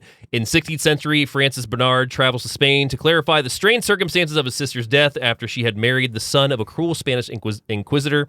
And then the other one I have is The Old Dark House from 1932, another Karloff one that I just recently discovered and cannot recommend enough. Seeking shelter from a storm, 5 travelers are in for a bizarre and terrifying night when they stumble upon the Femme family estate. Ooh. What do you have? Well, my number one recommendation would be The Haunting of Morella from 1990. Good call. Directed by Jim Wynorski, based on Poe story. And it's just a lot of fun. It's super high quality. They have a waterfall scene that's really surprisingly great looking. Yeah. It stars Nicole Eggert and David McCallum. They're both at their best game in it. And I think it's honestly recently become available because for a while there it was on a really out of print DVD. Yeah, it was on a really out of print Blu-ray because I own it. Yeah, I own it still. I don't know that it doesn't look to be readily available anywhere as far as I can tell. It was on Tubi for a little bit, damn. Let's see. I'll check real quick. Nope. I don't think it was ever on Tubi, homie. I swear it was on Tubi because I was looking at Tubi. one day. No, I know for a fact it was on Tubi, actually. Okay, Yeah. well, it's not on there anymore. Yeah. So, and that's probably your fault. And also, as we wrap up the show, I had pitched something to Henrique as we close out Roger Corman Appreciation Month. We wanted to go ahead and give some honorable mention titles that we didn't do episodes on, but these are movies that you should definitely seek out. And do you want to go first? I figured we'll do one. Okay, bounce. yeah, because I went for super deep cuts. Yeah. Because some of my favorite Corman stuff is the stuff that most people don't know about. Yeah. But I'll go with my my first two are not deep cuts. Okay. First up would be my favorite of all time, Sorority House Massacre 2. Absolutely. Again, another Jim Wynorski directed film, technically produced by Julie Corman, but they're a package deal. Yeah. That one is just so much fun. It is at the end of the slasher boom. It's self-aware. It's silly. It's got a great sense of humor. There's nothing I complain about when it comes to Sorority House Massacre 2 personally. It's a blast. So what's yours, Dave? So I'm going to go with a deep cut as well for my first one. I'm going to go ahead and recommend Cockfighter from 1974. We did have a good time with that one. Cockfighter, directed by Monty Hellman, starring Warren Oates and Harry Dean Stanton, also has brief appearances of Ed Begley Jr. You've got Steve Railsback in it at one point, but it is the story of a cockfighter who basically a cocky cockfighter who gets too cocky, and he decides that this last win is going to put him on a year of silence until he wins his championship. So Warren Oates is in the movie, but he does not speak until the last 5 minutes. Yeah, he does not speak. It's a really good movie, produced by Roger, but I will warn you, very strong animal violence. There are real cockfights. There's real chickens dying throughout the entire film, and it's an exploitation film. This movie is an excuse to show a shit ton of cockfights. Yeah. Cockfighting takes up a good third of the running time. It's like a sex movie where the sex takes up a third or a half the running time, except it's cockfighting, which is not nearly as exciting, but American audiences, especially that were from not Appalachia, not the South, were just mortified and fascinated. Yeah. So, and Cockfighter is readily available on many streaming services as well. Yeah. Don't know what cut you're going to get, but oh well. Okay, I got one more. This is before I dive into my super deep cuts. Okay. This is 1989's Blood Fist. Blood Fist, okay. Starring Don the Dragon Wilson. A man who, by the way, I've literally never heard a negative word about, ever. Which is impressive because there was a time period where he was a sought-after talent, and often sought-after talents can be kind of dickish. But Blood Fist, super fun. Yes. It spawned 8, I believe, sequels, direct sequels. Maybe 7 or 8 direct sequels. Some of them are literally the same screenplay, but set in a different place, and all star Don the Dragon Wilson. I love that era of Roger Corman. My sweet spot for Corman is the mid 80s through the 90s. Personally, I know that he's done a lot of great stuff earlier than that, but that's just my personal sweet spot. And Blood Fist is a great example of when he just made. Roger would find something that works and do it a million times. He did a strip club, erotic thriller. It did well. He did 20 of them. Yep. He did a kickboxing movie. It did well. He did 20 of them. He would just keep on keeping on. So that's my next pick. It's Blood Fist from 1989, starring Don the Dragon Wilson. Another deep cut on my list. We're going to go with 1990's Brain Dead, starring Bill Pullman, Bill Paxton, Bud Cort, and directed by Adam Simon. This is one that's become less lost. Because people are discovering it. It came out on Blu-ray. It was streaming. It's still streaming in some places. And it often gets confused with Dead Alive, which was called Brain Dead overseas, and then Kevin Tenney's Brain Dead from like 2000, I want to say 9. Yeah, that sounds about right. Which is a really fun movie too, and that's also streaming everywhere. But Brain Dead, that's a great one. That's one that was going to be on my list. But go ahead. I'm stealing your thunder. No, you're fine. The synopsis on IMDb says, in a showdown of man versus machine, Martin plunges into a chaotic nightmare trying to save his mind from a megalomaniac corporation. This movie is insane. It keeps you on your toes guessing, trying to figure out with Pullman, like, what's going on. There's a lot of great performances. It's got a lot of really good scares as well. And the ending is just pure dark poetry. Well, it was a lost, like basically a unused, unproduced screenplay from one of the original writers of, like, I think it was Twilight Zone. Yeah, I think you're right. Yeah, it was a script that sat around for decades. Charles Beaumont. And then Julie Corman dusted it off and was like, "This is what we'll do." Yeah. And it's such a cool concept. And a legitimately scary movie, and too. a really creepy poster still, too. Yeah, the poster's terrifying. But also readily available on many streaming apps as well. Well, now the next three I'm about to mention are not readily available in any way, shape, or form. Here we go. So you better be ready to put on your hunting panties, boys. So my first one is 1996's Alien Avengers. I've seen that. Have you? I think so. Isn't it like insanely gory with It's obscenely violent. I know. Oh wait, yeah, we talked about this. Yeah, George Wendt's in it, right? George Wendt plays Yeah. the dad. There's an Alien Avengers and an Alien Avengers 2. Both are really fun, honestly, and both you should watch together. But George Wendt and Shanna Reed star in Alien Avengers 1, and Alien Avengers 2 is George Wendt and Julie Brown.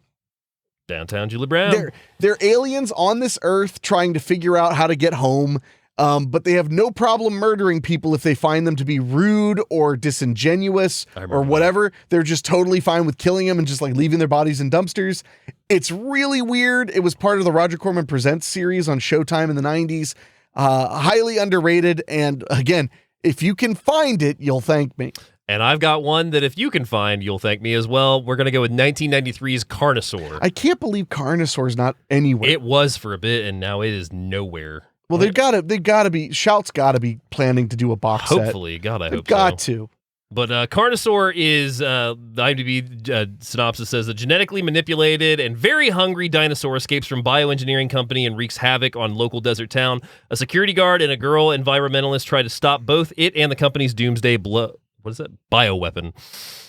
This movie is insane. If you ever watched Jurassic Park and been like, man, I wish there was just more insane dinosaur attacks that were extremely gory and I don't even know how to explain it. This movie is just wild and also has one of the darkest endings of Corman. But all three Carnosaurs are ideal. Oh, yeah. They're so much fun. And I love how you got the first Carnosaur and they have all the big monster effects.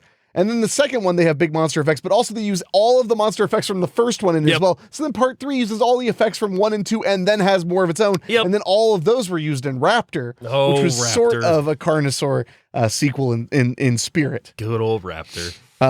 Okay, so this next one is 1995's Strip Teaser directed by Dan Golden, written by my good buddy Dwayne Whitaker. Yes. And when a blind vagrant enters a nightclub called Zipper's Clown Palace for a last call drink, pleasure turns to panic as he pulls a gun and holds exotic dancer Christina hostage. What follows is a deadly confrontation between madness and sanity, starring Maria Ford and Rick Dean. Of all of the stripper movies that Corman did, obviously Strip to Kill and Strip to Kill 2 are very well loved, and they should be. And there are a lot of great ones that I appreciate quite a bit, but Strip Teaser is so oddball. Yeah. But it works really well. It has a great twist. It has several great twists that keep you guessing. I love Strip Teaser. I've always been an advocate of Strip Teaser. You have. I'm also a big advocate of Dan Golden. I think he's an incredibly underrated director. Dan mostly produces movies for Mar Vista and Tubi now.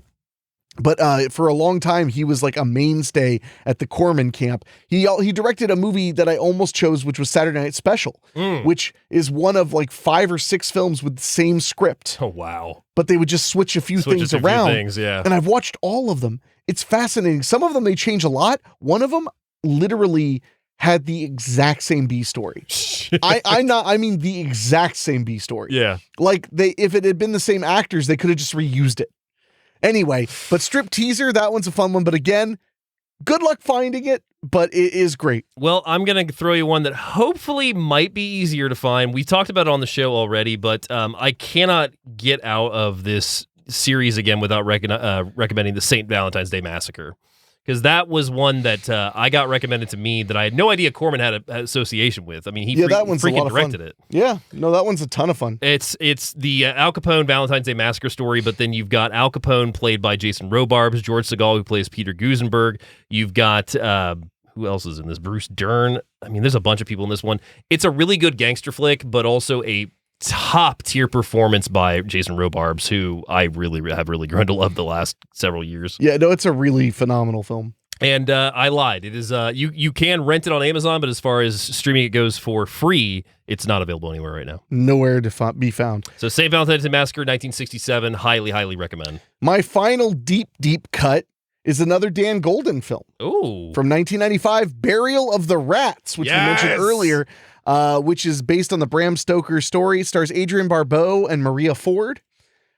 The production values are insane. Mm-hmm. It's shot in Europe. It looks amazing. I can't remember where exactly it filmed, but now I could probably look it up real fast. Let's see.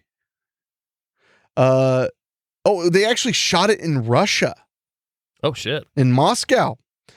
Filmed during the coup d'etat attempt in Moscow in October of 1993, Adrienne Barbeau still recounts when martial law was declared and she feared that she would never see her family again. Jesus. Man, I need to see if Dan Gold would talk to me about making that fucking movie. I bet he would. But also, it should be mentioned that it's a they shot it in Russia. It's based on Burial of the Rats, but it's super sleazy. There's tons of nudity, tons of sex, I remember tons of violence. Really a fun film. And a lost gem. Yeah. But if you can find it, you'll thank me. And I'm going to end with a one that's pretty much on the nose, but I think this was one that really got my attention to Corman back in the day. 2010, Sci-Fi presents Sharktopus. I do love Sharktopus. Roger Corman presents Sharktopus on Sci-Fi. I remember when this premiered. And honestly, this also is 3 years before Sharknado. So Sharktopus really, in my opinion, kind of kicked off a lot of those returns to... If you watch, okay. All right, let's do this. Let's do this. If you watch Sharknado, the first one, it's, and I don't mean this as an insult. I love Sharknado. Yeah, it's not particularly special in that. Yeah, you don't know where I'm going with this. I'm gonna guess, but go. Oh, where do you think I'm going with this? I want to hear it now. Cuba. Continue. Boo. No. My point is, if you look at the output that the asylum was having at that time, they had a lot of what I called sitting in the car disaster movies. Mm-hmm. And they were movies where there were effects and there were things happening and all this, but there was a lot of just them in their car where they would like spray rain on the car or spray snow on the car. They did like one movie called like 100 Degrees Below. That was like mostly people in a car driving and snow was like hitting the windshield. My point is that I noticed that I was like, man, that's brilliant. Like 20 minutes of screen time is just them in the car. That's the cheapest footage they can get of these disasters. So the first Sharknado movie was like clearly made very carefully, very cheaply in that tone. Yeah. But unlike all those other ones that were modest successes, Sharknado became Sharknado. Yeah. It became gigantic. All the other movies were much bigger and much more wild and fun. So my point is that, Sharknado was initially nothing special, but the fans of it made it special, which is why I love it so much. I just remember when Sci-Fi was doing that Roger Corman Presents, I think it was it like every month or like every couple weeks where they had Sharktopus, there was Dino Shark, there was Camel weren't every Spiders. month. They were a few times a year. They were a few times a year, okay. Because I remember like Camel Spiders, Dino Shark, Sharktopus, Prehistoric Jaws or something like that. Well, there was Dino Shark versus...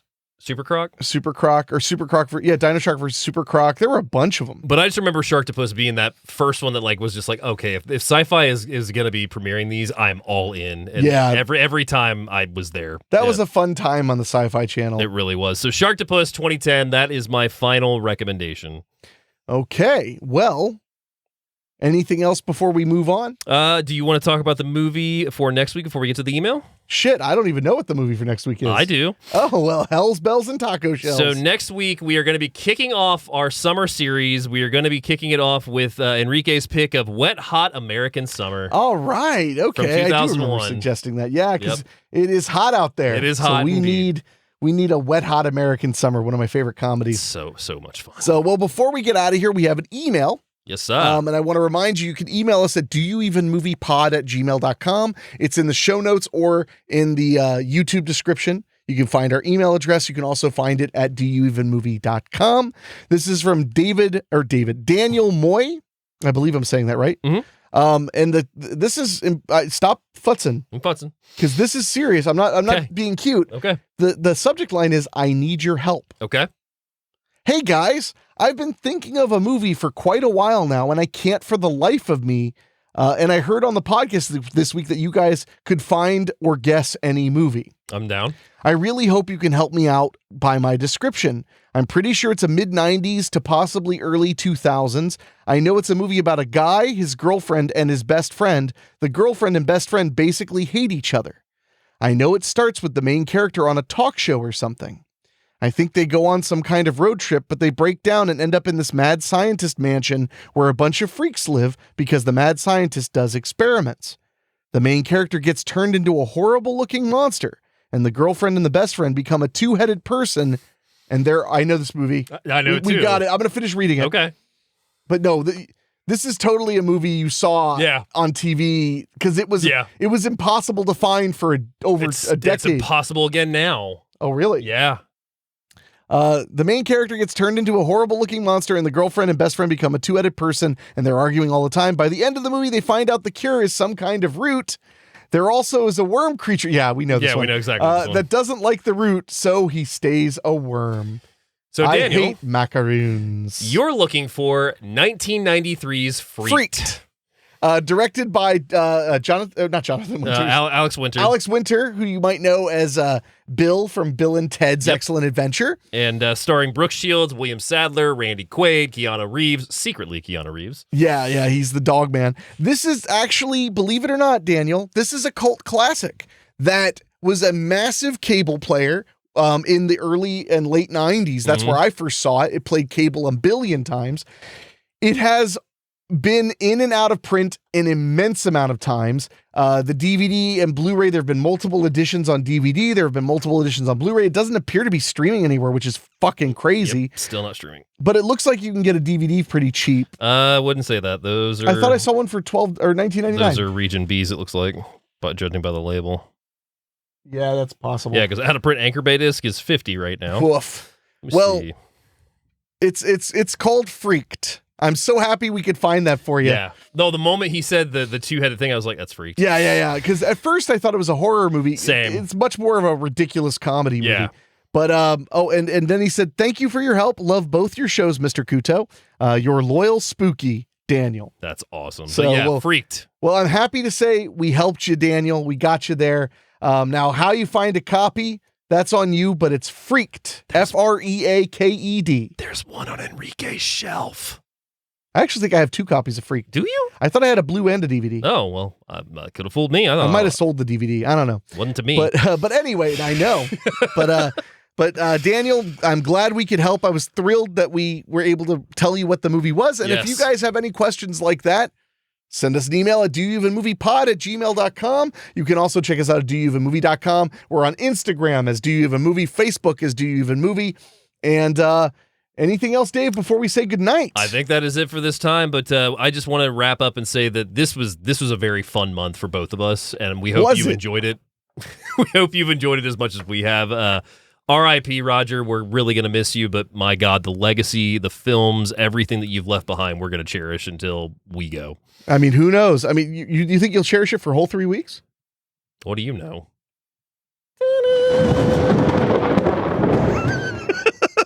But no, my sentiments as well. Who knows? Maybe next year there'll be another Roger Corman appreciation. Very well month. Could be. You never know. There's no shortage of Roger Corman or a new films. show apparently that I pitched that I'm a part of now. And also, I want to throw this out there. If you're a diehard listener, and we have a couple, how do you guys feel about us reviewing a like insanely hard to find movies, like movies that you may never be able to find yourself, or you may only be able to find on a VHS rep on YouTube?